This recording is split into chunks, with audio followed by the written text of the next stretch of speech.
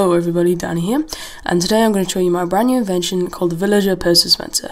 Now this was inspired by Seth Bing's Wolf Pest Dispenser, which is quite similar to this, how he has wolves stacked up like a pest machine on trapdoors.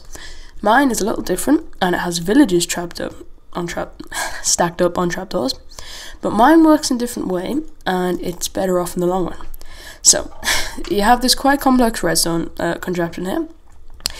It's fairly easy to build. It's not as complicated as you think it is, but it does look complicated. So we'll go into this little room here.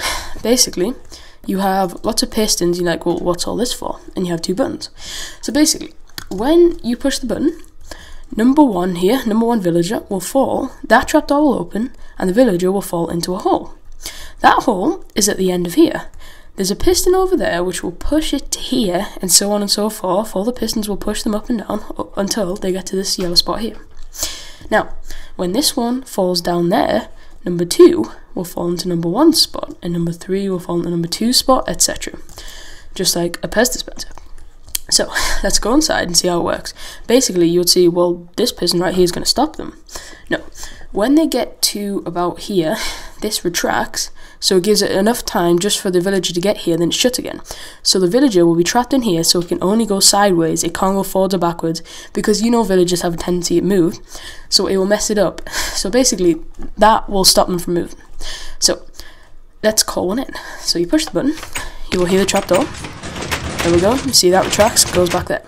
Now, you will see this can only move left or right. And we right click it, like 17 coal for 1 emerald. That would be quite a fair deal.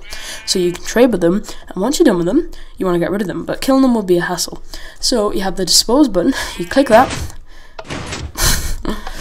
Yeah, this sometimes glitches up. But basically, this piston pushes it onto here, and these retract, and it falls into a pit of lava, which will kill it. So every time you push this button, a new villager will come, and you can trade 10 gravel, 1 emerald for 3 flint. That is a very bad deal, so we can kill the scam artist.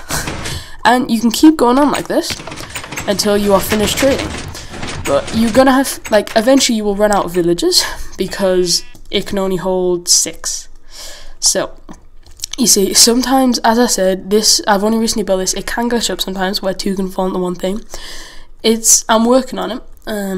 It can be glitchy at times, but it normally works fine. So then you're like, 18 wheat for 1 emerald, that's good. Trade with them and get rid of them. So this is basically what the contraption does, and it's very good if you're too lazy to go around, trading. So it's quite complex. Let's take a look at how it works.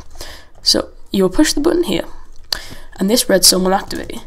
This redstone goes all the way down here onto the floor. Now, first of all, they all have delays on. So this redstone travels all the way up here first. So these are the first things to be activated. These are all the links to the trapdoors.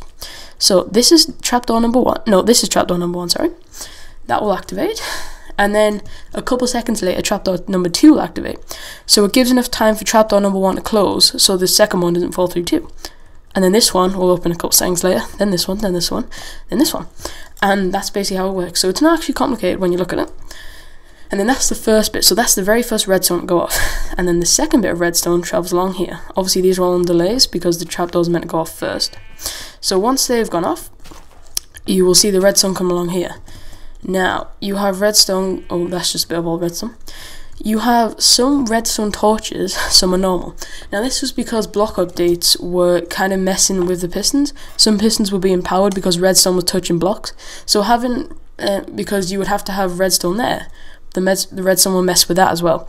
So basically, you just have these torches. It's the exact same way, exact same delay.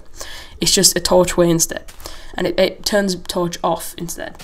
So you'll have the redstone coming along here, and this goes up here. Now, let's break into it, as I say. Let's go to how it all begins. Okay. So we'll break into it. This is the hole the villager falls into. The villager falls right here. This is the first one to activate. It gets pushed onto here. This is the second one to be activated by this torch. And it'll push the villager to there. And then this one will activate and push it to there. This one will activate, push it there, and so on. And it goes to the top for you to trade with. So it's actually quite simple, and it's really easy for you to build. Now, if you want to know how to build this, like if you're fond of it, just put in the comments below you like a tutorial on it, and I'll be happy to do one. It's just because it's not the easiest things to build unless you really want to build it. So if I know you guys want me to build it, then I'll be happy to do that. So thank you for watching this video. See ya.